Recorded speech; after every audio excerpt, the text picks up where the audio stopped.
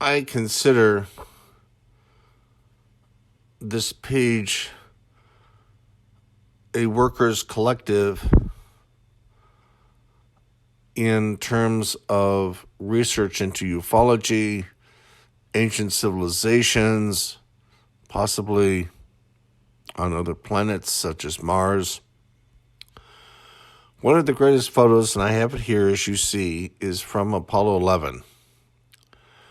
If you are especially familiar with using Photoshop, I'm not going to show you the anomalies in here because it's just filled with them.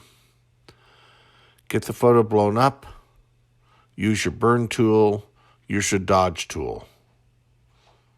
Because I'm not trying to put anything over on you. Do the research yourself. Get out there and start doing the research and exposing these anomalies. Because that's the truth.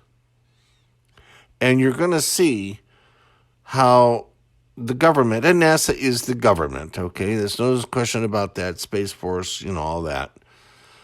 Covers these things up. Now, I've said many times before, the original people who formed NASA, their parents were born in the Victorian era, the world was right, everything was surrounded from the world, God created heavens and the earth, and there was nothing else, and how dare anybody speak about anything else. And so anyway, that mindset was in NASA when it was formed. But it is changing, and again, with this photo, get out there and do the research your own. Now, I've shown this photo on several clips here. There's a lot of, real interesting objects. But gently use your burn tool and your dodge tool on Photoshop, and you're going to see them. I don't have to show you. You'll see them yourself. You're going to see this like flying over the continental United States.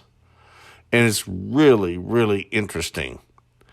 And, the astronauts and the rovers on these areas like the moon and Mars, they're not up there for what they say. They're up there looking at those ruins. Anyway, with that, we shall see you in the next clip.